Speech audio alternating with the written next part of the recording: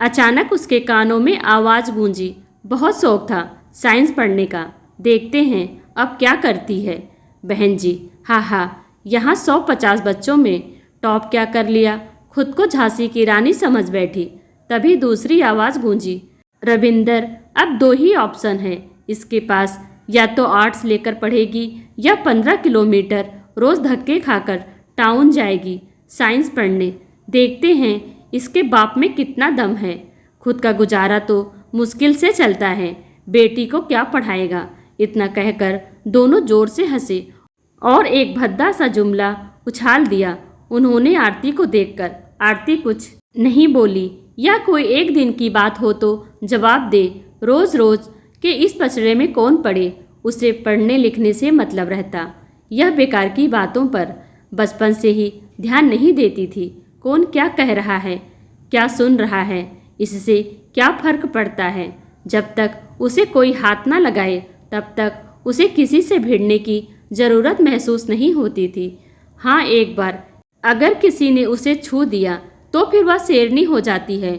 उसके बाद मजाल है कि कोई उसकी तरफ आंख उठाकर देख ले। उसे वह किस्सा याद है जब एक बार एमएलए के बेटे ने उसे ज़बरदस्ती अपनी गाड़ी में बिठाने की कोशिश की थी और उसने अपने बालों में लगी चिमटी उसकी आंख में घुसेड़ दी थी, जिसके बाद वह चीखता चिल्लाता भागा था और स्कूल में आकर प्रिंसिपल को धमकाने लगा। बस यही कहा था उसने कि मैं देख लूँगा यह स्कूल कैसे चलता है, मेरे बाप के सामने क्या औकात है। तुम्हारे इस डोनेशन पर चल रहे स्कूल की सभी अनुदान बंद कराए तो मेरा नाम भी आशुतोष छेत्री नहीं। इतना सुनते ही आरती ने कहा था, जाकर अपने बाप से कह देना कि तू लड़की छेड़ रहा था और आज किसी ने तेरी आंख फोड़ दी। और हाँ, अगर माँ का दूध पिया है तो सामने आके हाथ उठा के देख, तेरे हाथ तोड़ के इसी पेड़ पर न टांग दिया तो मेरा नाम भी आरती नहीं। एक बार बदनामी हो गई तो तेरे खानदान की 3 पीढ़ी चुनाव नहीं जीत पाएगी। हट सामने से कमीने। और इसके बाद किसी की हिम्मत नहीं हुई थी उस कॉलेज की कि किसी लड़की पर आंख उठाकर देखने की। किसी छोटे से कस्बे में होने वाली यह एक आम घटना है जो रीजनल न्यूज़पेपर के आगे नहीं बढ़ती। लोग कहाँ तक देखें ऐसी खबरें। हाँ, घर वालों ने इस खबर के स्थानीय पेपर में छपने के बाद आरती को बहुत समझाया था, देख बेटी, ऐसे गुंडों के मुंह नहीं लग, इनके पास और कोई काम तो है नहीं, पर तुझे तो पढ़ लिख कर अपने माता पिता का नाम रोशन करना है। बात शायद आरती की समझ में आ गई थी। उस दिन के बाद उसने कमेंट आदि पर ध्यान देना छोड़कर ऐसे लोगों को अपने पढ़ाई के बल पर मात देने का फैसला किया था। आज जब उसने स्कूल में टॉप किया तो वही आशुतोष उसे धमकी देने आया था, क्योंकि आज उसका नाम पेपर में बड़ी इज्जत के साथ छपा था। शाम को जब वह घर लौटी तो सुबह की बातों से उसका मन भारी था। वह आगे की पढ़ाई कैसे करेगी यह सोचकर परेशान थी। उसने माँ से कहा, माँ मुझे साइंस कॉलेज में एडमिशन लेना है। माँ चुप हो गई। उसे पता था घर से 15 किलोमीटर दूर भेजना आसान काम नहीं है। वह भी रोज का आना जाना, कस्बे के हालात किसी से छुपे नहीं थे।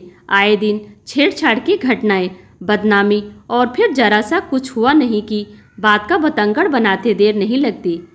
इसके बाद मोहल्ले में सिर उठाकर जीना मुहाल हो जाए। एक बार झूठा दाग भी लग गया तो शादी ब्याह सब मुश्किल।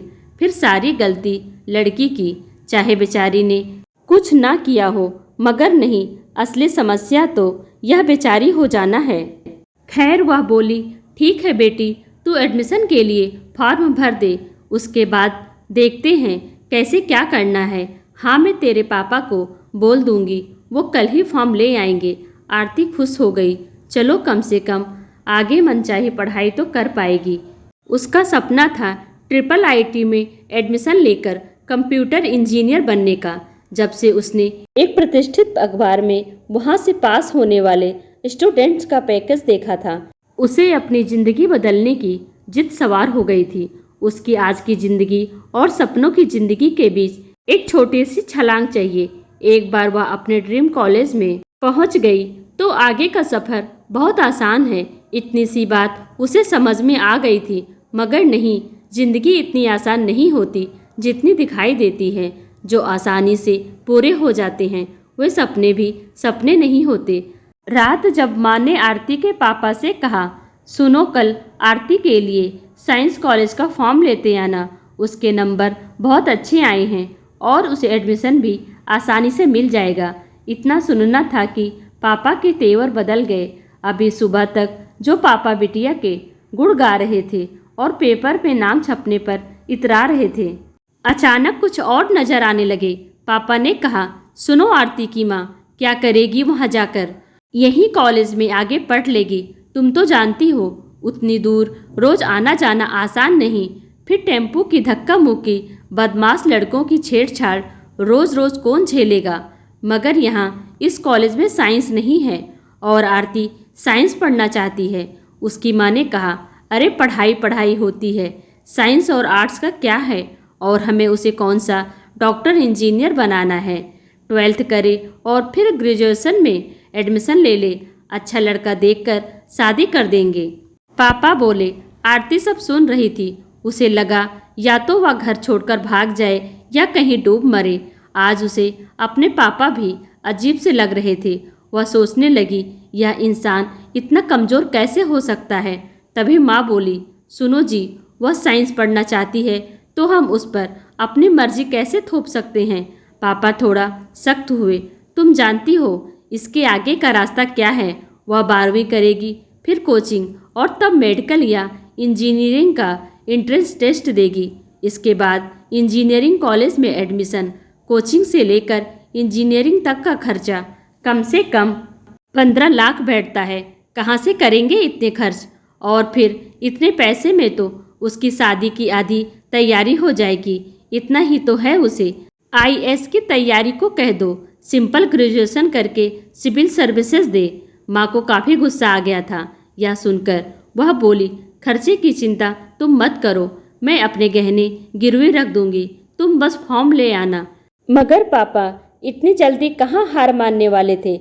इतना सुनते ही बोले, सुनो, तुम कुछ दिन मायके चली जाओ, तुम्हारी तबीयत ठीक नहीं लग रही है। और हाँ, आरती भी कुछ दिन घूम आएगी, तब तक सब ठीक हो जाएगा। इतना सुनते ही आरती को रोना आ गया। उसे लगा अब बस सब खत्म हो गया है, क्योंकि यह पापा के तुरूप का इक्का था। इस धमकी के बाद माँ चुप हो जाती थी। नानी के घर जाने का मतलब होता माँ की घोर बेइज्जती। फिर पापा माँ को लेने नहीं आते और मामा से लेकर रानी यहाँ तक कि अड़ोस पड़ोस तक माँ को ताने मारते।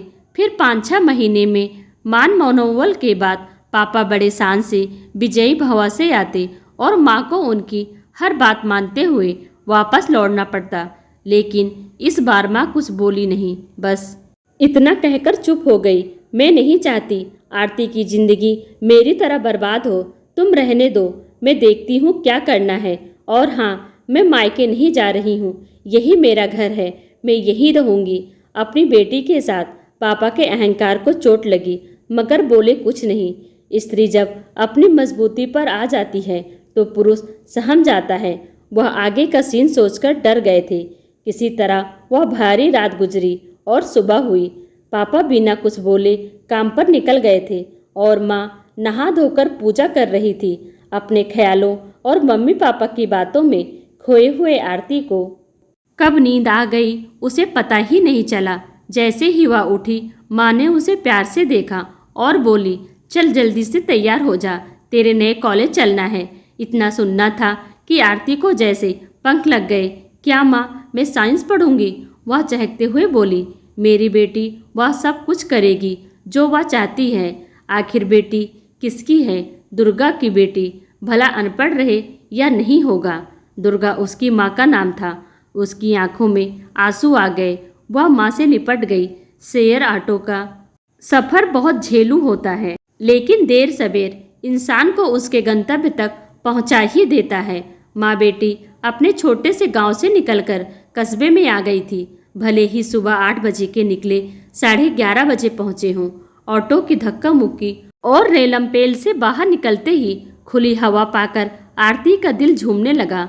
वह सोचने लगी, तो अब वह यहाँ पढ़ेगी, वहाँ की रौनक देख उसकी खुशी का ठिकाना ना रहा। खैर कॉलेज में पहुँचते ही उसे एडमिशन मिलने में दिक्कत नहीं हुई। उसके नंबर और पेपर के नाम देखकर कॉलेज के प्रिंसिपल बहुत खुश हुए और उन्होंने दुर्गा जी को विश्वास दिलाया, आप आरती की चिंता ना करें। जैसे इस बच्ची ने अपने स्कूल का नाम रोशन किया है, वैसे ही यह हमारे कॉलेज का नाम रोशन करेगी। हाँ, आप बस इतना ध्यान रखें कि इसकी अटेंडेंस कम ना हो या क्लास में रेगुलर रहे। ज़्यादातर दूर से आने वाले बच्चे एडमिशन तो ले लेते हैं, लेकिन रेगुलर नहीं रह पाते। मैं समझता हूँ कि आने जाने में कितनी दिक्कत है, लेकिन इस मामले में हम कुछ नहीं कर सकते। अच्छे नंबर आने के कारण उसे कुछ प्रतिशत फीस माफ़ी भी मिल गई थी। इसके बाद माँ बेटी खुशी खुशी घर लौटे, मगर आगे के सवाल मुँह बाए खड़े थे। रोज़ अगर इस तरह शेयर ऑटो से जाना पड़ा तो हो चुकी पढ़ाई। और अचानक आरती ने देखा कि माँ अपने गहने निकालकर चेक कर रही हैं। उसने माँ को इस तरह अपने गहने देखते कभी नहीं देखा था। माँ ने बड़े जतन से सारे गहने देखे, जैसे मन ही मन उनका वजन तौला हो, और हाथ का एक कंगन उठा लिया। 1.5 तोला तो होगा। अगले दिन पापा के जाने के बाद दुर्गा आरती को लेकर फिर कस्बे जा पहुंची और उसने स्कूटी वाली शॉप पर दस्तक दी। यह देख सब आरती को कुछ समझ नहीं आया।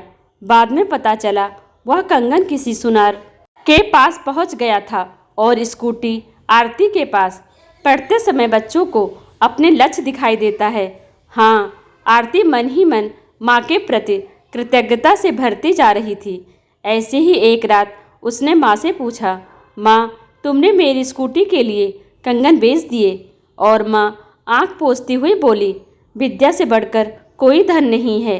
अभी मेरे पास 12 तोले गहने पड़े हैं, इससे तेरी इंजीनियरिंग हो जाएगी और जैसे ही तेरी सर्विस लगेगी ये गहने फिर से बन जाएंगे। मैं नहीं चाहती मेरी बेटी मेरी तरह संघर्ष करे। उस दिन माँ ने बताया था कि किस तरह 10वीं के बाद नाना जी ने उसकी पढ़ाई यह कहकर छुड़वा दी थी, दुर्गा अब आगे नहीं पढ़ेगी क्योंकि यहाँ कोई स्कूल नहीं है और दूर जाने का खतरा है। कहीं कोई ऊंच नीच हो गया तो उसकी छोटी बहनों का क्या होगा। इसके बाद बस 17 साढ़े 17 साल में शादी हो गई थी। इतना कहते कहते उनकी आंखों से आंसू आ गए थे। यह स्कूटी तेरी हमसफ़र है। अब तू समय से कॉलेज जा सकेगी और अपनी ज़िंदगी की उड़ान भर सकेगी। आरती ने भी माँ के दर्द को समझा था और पूरे लगन से पढ़ाई में जुट गई। वह स्कूटी तो जैसे उसकी लाइफ लाइन बन गई थी। और हाँ, अब यह बहन जी आरती नहीं थी। उसने सलवार छोड़ टाइट पैंट नुमा लोवर और फिर कुर्ता पहनना शुरू कर दिया था, जिससे आराम से स्कूटी चला सके। इतना ही नहीं, अब वह किसी न किसी लड़की को लिफ्ट देकर साथ ले जाती और लाती थी, जिससे अकेलापन महसूस ना हो। वह स्कूल बहुत अच्छा था। वहाँ पीटी सर ने गर्ल्स के लिए कराटे क्लास चला रखी थी, जिससे वह लड़कियों को आत्मरक्षा की ट्रेनिंग देते थे। साथ ही क्लास में टॉप करने के कारण उसे नामी कोचिंग में फ्री सीट मिल गई थी। वह शनिवार और रविवार को आईआईटी एंट्रेंस की कोचिंग करने लगी थी। शाम 3 बजे के बाद उसने 2-3 बच्चों को ट्यूशन देना शुरू कर दिया था, जिससे पेट्रोल का खर्चा निकल आता था। कहते हैं ना, जहाँ चाह वहाँ राह।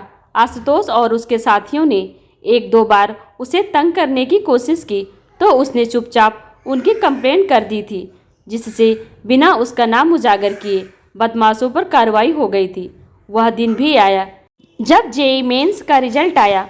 कोचिंग की गाइडेंस और क्लास की मेहनत रंग लाई थी। उसकी रैंक 3000 के नीचे थी, जिससे उसे आसानी से आईआईटी हैदराबाद मिल गया था। यह उसके किसी सपने के पूरा होने से कम नहीं था। इस बात को गुजरे एक अरसा हो गया था और आज आरती की कैंपस प्लेसमेंट हुई थी। उसकी आंखों में आंसू थे। एक छोटे से गांव से निकलकर उसकी ज़िंदगी का सफ़र, जो हैदराबाद में हाल्ट पर था, आज बेंगलोर की किसी बड़ी आईटी फर्म में प्लेसमेंट के साथ ही अपने मुकम्मल मुकाम तक जा पहुंची थी। वो अब ना दुर्गा को उसकी चिंता करनी पड़ती थी और ना पिता राजेश्वर को बेटी के साथ ऊंच नीच होने का डर था। उसने माँ को फ़ोन लगाया। माँ, मेरी प्लेसमेंट हो गई। और माँ के तो जैसे बोल ही ना फूटे। वह बस घर के मंदिर की तरफ दौड़ी। बेटी, सब भगवान का आशीर्वाद है। आरती ने कहा।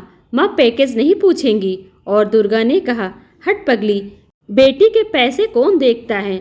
वह बोली, अच्छा चलो मैं बता देती हूँ, 50 लाख पर एनम।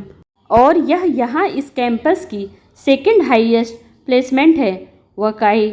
अगले दिन पेपर में आरती के प्लेसमेंट की खबर आ चुकी थी और पूरा आस पड़ोस मिठाई की मांग करता दुर्गा के घर खड़ा था। लेकिन बात यहीं ख़त्म नहीं हुई थी। प्लेसमेंट के 6 महीने बाद बिना किसी को बताए आज आरती अपने घर आई थी, उसी छोटे से गांव में। माँ पिताजी तो उसे देखकर पहचान ही नहीं पाए थे। जीन्स टी शर्ट में आरती को देखकर कोई यह नहीं कह सकता था कि यह वही आरती है जिसने इस छोटे से गांव से अपनी ज़िंदगी के संघर्ष का सफ़र शुरू किया था। अगले दिन सुबह जब दुर्गा सोकर उठी तो देखा आरती अपनी स्कूटी साफ कर रही थी। पिताजी जा चुके थे। वह बोली, माँ जल्दी से तैयार हो जाओ, कॉलेज चलना है, सर को मिठाई खिलानी है।